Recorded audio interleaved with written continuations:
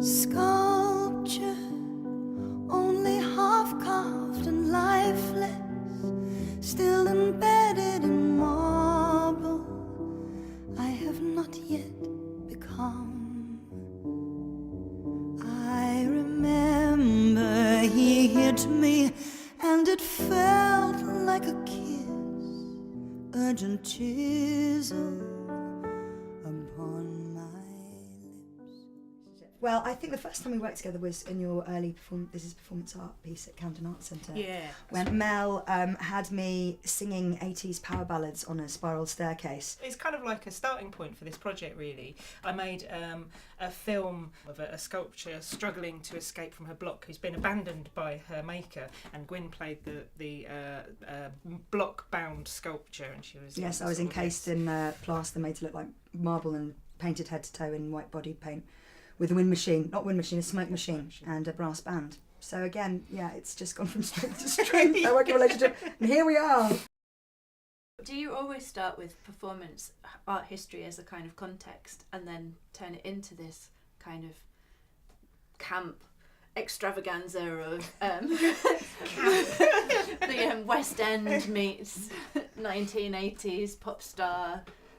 Yeah. Well, I mean, to begin with, it was quite a sort of academic decision to think about how you might merge histories of sort of what's more sort of accepted performance art history and live art histories that would be sort of body, gender, and identity oriented. And I'm interested in kind of looking at intersections between theatre, comedy, popular culture, TV. So lots of the projects kind of merge the two in a kind of sort of lumpy, ball, confusing kind of, with sort of high entertainment values. And yes, often they are quite Camp Laurie, correct?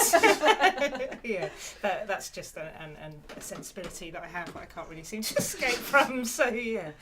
But it does seem like you're trying to take something that's, can be very austere and very serious and very high art and very aesthetic, and take it into this other zone where people can access it from different angles.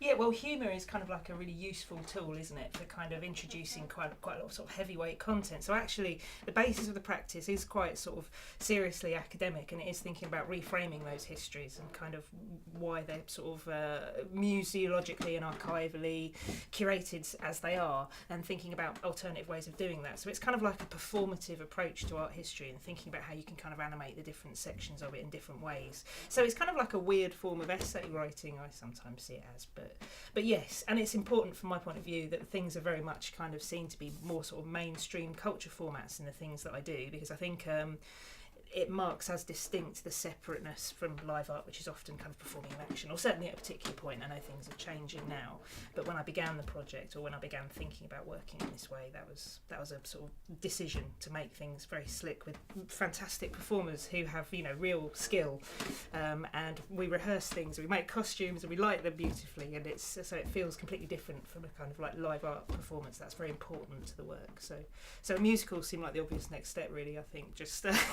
From that sort of starting point, it seems to get bigger and more theatrical as time goes on.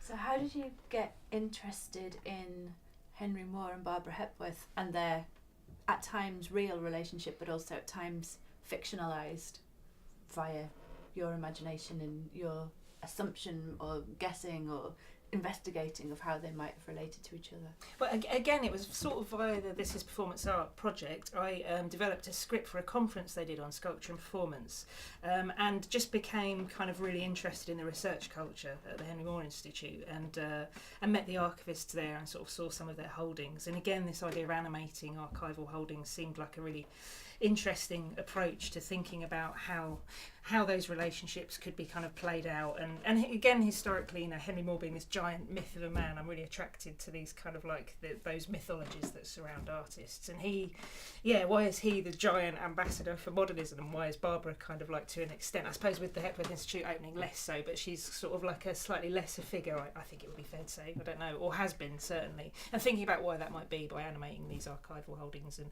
seeing actually what's there and what is the basis of these kind of qualitative judgments, I suppose. When you two work together, Mel's got all of these art historical references and ideas and thoughts and stones that she's collected off the beach and things that she's gathered together, and then you sit down, and I know one of the things that's really important for Mel is bringing the performance right into the heart, so it's a collaboration that kind of you're really working together. Can you help us imagine what that looks and feels like? How do you bounce things? Collaborative process. Yeah, how do you bounce things around? When we've been starting to think about it, was my background. I'm going to be working as a writer on this as well, so this is a different step for me. Before, I've just been working as a performer and a vessel, and this time I'm kind of engaged with the creating process from a very early stage. And I've been writing a lot for musical theatre before, so I've used some of that experience to write down brainstorms, big kind of scrawly things of timelines, and then thinking about where the song and performance points might be, making links between both Barbara and Henry's life and their artistic practice, and where they've coincided geographically, and then thinking about how that might be presented in a musical form, but also, like, even in this early idea stage, thinking about how that could be fused with inventing archive materials or presenting it within a film format or even within a stage format or projection. So it's kind of a big mess of a catalogue of ideas, if you like, that we then break up into kind of more bite-sized chunks and then start to fabricate together. Maybe we should have a quick look at the timeline, if that's all right. Yeah, that's one of 4 or 5 of these. I know, you've got so many of these, but this kind of gives us a bit of access into the brain collaboration between these two. Yeah. So where do you start? You've got Henry on one side, okay, and Barbara on the other, and we've kind of like we've been looking for kind of synchronicities between their lives. So one of the things that we found was like the invention of the whole, the contentious question of who was the first person to introduce the sort of pierced form, the hell, the whole. So this is it, and academically it's written up in various different ways. So we've looked for kind of points where there's kind of been discussion around their practice and comparison, and the fact that they both went to Leeds Art School, and the fact they both had sort of kind of involvements with war projects, and that they hung out at various periods of time, and they had kind of group holidays, and so we've kind of isolated song points really to think how this story might be narrativized as a musical, and obviously with Gwyn's skill in working in that format, it will actually read like a real musical in a sense, even though it will be kind of non-linear and broken up. And then we've just got just kind of like little historical moments, and then they get expanded into ideas. So we've got like the critics chorus, yes. So we had an idea for a song that would, at the moment it's sort of tentatively called The Year of the Whole, and it's Barbara and Henry kind of like singing about their relationship to the whole and sculpture. So Barbara's very sort of sensual, and she's all about tactility and the void and the emptiness. It's very feminine language. It is. And then Henry, we've got some really brilliant transcribed sort of speeches, monologues he's given or written, and they're really confusing as to what they say, but it's all very engineering-like and kind of workman-like. And then we thought we could have a chorus of critics that are also expanding what they're saying and amplifying it until it's completely, jargon nonsense. So that's kind of one idea. And there is a critic who we're both kind of obsessed with, who I think he was the president of the Royal Academy. Alfred Munnings. Here he is. He's in red because he's incredibly important. And he thought Henry was really rubbish. So really? And they had a spat, or he sort of shouted something at him once when he went into a sort of gentleman's club or something. I can't remember the exact story, but he used to only paint horses. So we're going to have him talking only in horse metaphors, for example. So it's kind of like finding these characters and amplifying them and finding a place for them in the narrative. So that's just like an example of a real character that will kind of. So here we have some potential images of him vaulting a horse, painting with an easel on a horse, maybe on a donkey looking sad, and he'll be like this recurrent character who talks in these kind of convoluted terms about Henry's work, saying it's a bit like Swiss Tony. It's like making love to a beautiful woman. Yeah, But exactly. When I think of the noble creation of a horse, I wonder why anyone would ever make anything else. Yeah, that sort of stuff. So that's one.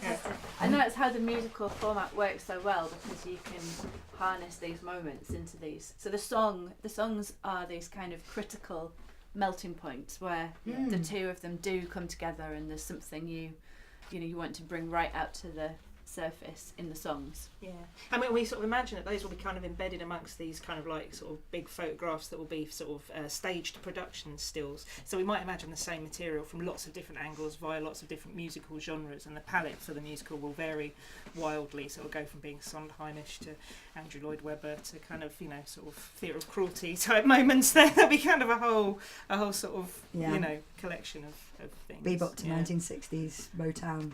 Yeah, that's it. Yeah, And in terms of the genre of the music, what does that mean for you? Where does, you know, why do you select?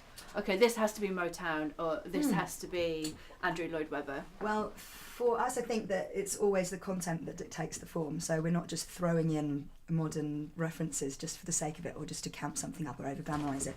So it's always to do with placing the actual meat of the song, or the meat of the moment within modern popular culture reference that actually has some kind of meaning and adds weight. So for example, our Maquettes song, where we're thinking about this vision unrealised, these small collections of unformed and unrealised matter and how they might feel. So thinking about Barbara's relationship to language and how she describes her sculptures, that compared to Henry's relationship, very much more workmanlike, as Mel was saying. We have the Barbara maquettes as the maquettes, like the Supremes, with huge beehive wigs, like Barbara Hepworth's sculptures with holes through the middle of it, doing their moment of the song. And the screen splits, and then we have the Oompa Loompa Henry Moore maquettes, who are talking much more workmanlike about their role as cogs within the machine. So yeah, the sound palette is dictated by the mood and the historical moment. So you must have had to research a lot even to get this content together. And then to build the stories from that. Yeah, and there's still a lot more mining to do, I think. There is. But there's surprising, just a lot of synchronicity. There just really is. I mean, you know, and I thought I knew a lot about both, and it turns out I didn't.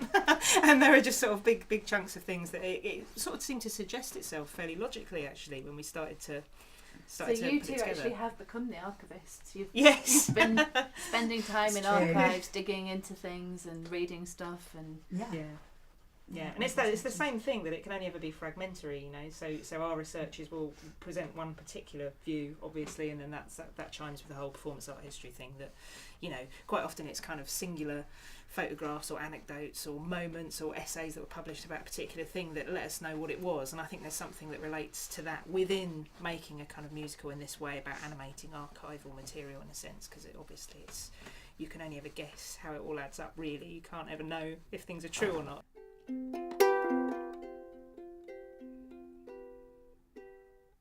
It's a huge project. It's ultimately potentially a full working musical. Installation. Installation. Film. Who knows what? The possibilities are enormous. But you're going to be together in residence at Sight Gallery.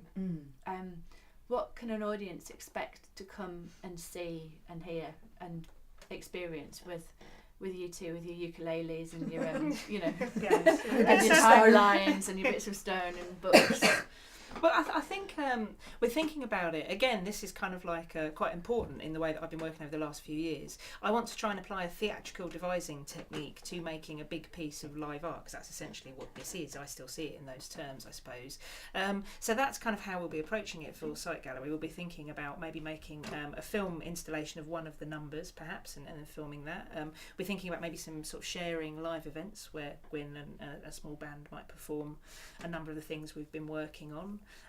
So it'll be a cross between kind of like putting up all these kind of fragmentary archival material. So we'll be staging some of those production stills that I was talking about, maybe making some sort of fake how would you call it, publicity material, all that kind of stuff. So we'll be generating this kind of fictitious archive, and it'll be a sort of sprawling sort of pseudo resource to draw on as we kind of actually start to build the meat of the musical. So that will kind of be going on in the gallery, and we hope to kind of end with one of the films installed in a kind of like in some kind of like installation format, so a film within an installation. So for instance, the Maquette song might end up being installed within an artist's studio installation, for example, like Henry Moore's very green maquette studio, so it might be like that.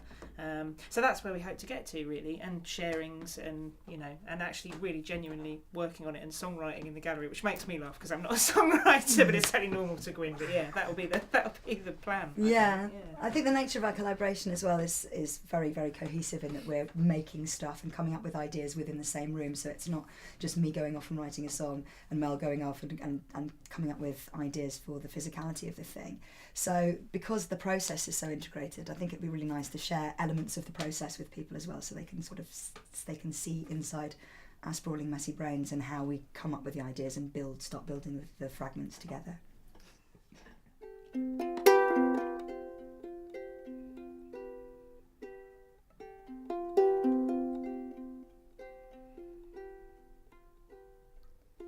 Sculpture, only half carved and lifeless, still embedded in marble, I have not yet become.